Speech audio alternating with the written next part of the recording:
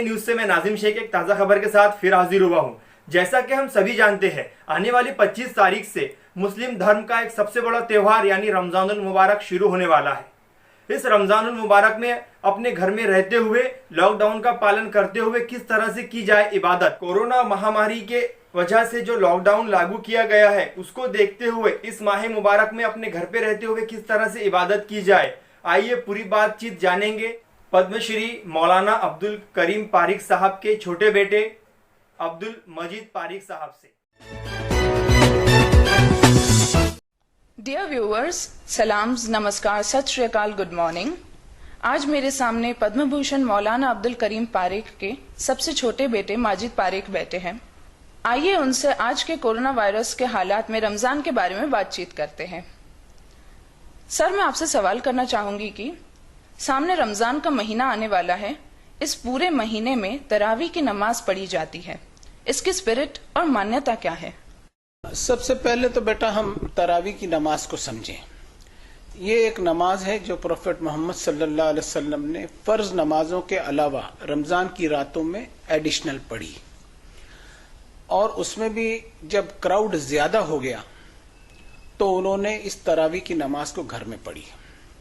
तरावी जो है वो एक सिस्टम है कि पूरे महीने में कुरान मजीद का दौर पूरा किया जाता है, लेकिन अफसोस की बात है कि ये भी एक रस्म के तौर पर अदा की जाती है। जब भी कोई इबादत रस्म का रूप हासिल कर लेती है तो उसकी स्पिरिट बुरी तरह खत्म हो जाती है, जबकि इसकी रूह और इसका एसेंस ये है कि कुरान मजीद में आयत है कि शहर रमज़ान अल्लज़ी उन्ज़िल फ़ीहिल कुरान हुदल लिन्नासि व बय्यिनातिम मिनल हुदा वल फुरक़ान। रमजान के महीने में कुरान का रिवेलेशन शुरू हुआ, और कुरान ये वो किताब है जिसमें इंसानियत के लिए गाइडेंस है, हिदायत है। इसमें गाइडेंस के ओपन स्टेटमेंट्स हैं, और ये किताब एक ऐसा सोर्स है जिससे इंसानियत सच और झूठ को आसानी से परख सकती है। हम देखते ही हैं कि मजहब के नाम से बहुत सी बकवास और इलॉजिकल बातें चला दी जाती हैं, तो इससे एक इंसान सच और झूठ को इजीली परख सकता है। और एक बात ये भी बता दूं, ये किसी एक ही पर्टिकुलर कम्युनिटी के लिए नहीं बल्कि सारी इंसानियत के लिए संदेश है। और इस किताब का पूरा दौर इस महीने में तरावी में रस्मी तौर पर पूरा किया जाता है, जबकि अफसोस की बात है कि इसे समझा नहीं जाता। जो किताब सिर्फ पढ़ी जाए और समझी ना जाए तो ये बात एक ट्रेजेडी के अलावा क्या हो सकती है। अब लॉकडाउन की सूरत में जब हम मस्जिदों में नहीं जा सकते हैं तो घरों में तरावी पढ़ सकते हैं क्या?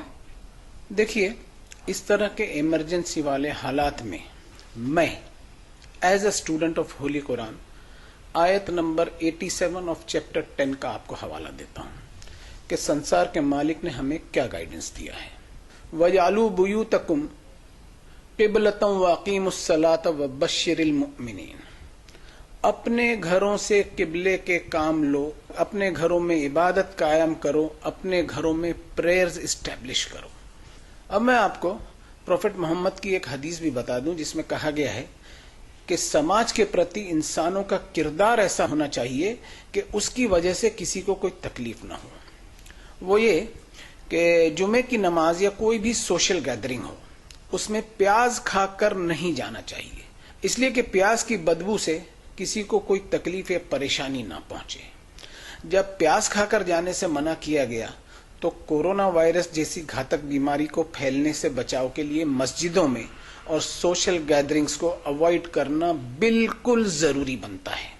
अब जब जुमे की फर्ज नमाज भी घरों में अदा की जा रही है और मक्का मदीना में भी इसी तरह पालन हो रहा है, तो ये तरावी की नमाज जो फर्ज नहीं है उसे हम घरों में क्यों अदा नहीं कर सकते?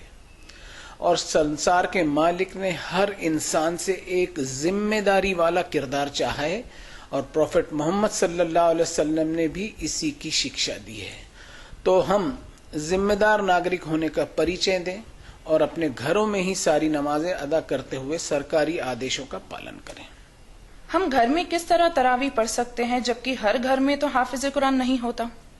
देखिए बेटा, घरों में हम तरावी किस तरह पढ़े मैं ये तो नहीं कहूंगा, लेकिन मैं ये जरूर कह सकता हूं कि मैं किस तरह पढ़ने वाला हूं। कुरान जब हिदायत की किताब है तो मैं इसे अपने हाथों में रखते हुए अपने बाल बच्चों के बीच खुद मैं तरावी पढ़ाऊंगा देख करके। میں جانتا ہوں کہ کسی سے اگر پوچھنے جاؤں گا تو 17 قسم کے مسئلے اور 17 قسم کے جواب آئیں گے. اس لیے میں نے پرسنلی ایسا تراویح پڑھنے کا سوچا ہے. اور ایسا کرنے والا میں اکیلا نہیں ہوں. بہت سے ایسے لوگ ہیں, کچھ کو تو میں جانتا بھی ہوں, جو پچھلے کئی سالوں سے قرآن کو سمجھنے کی خاطر اپنے گھروں میں اپنی فیملی کے بیچ اسی طرح نمازیں اور تراویح پڑھتے ہیں. بہت بہت شکریہ آپ کا ماجد پاریک صاحب.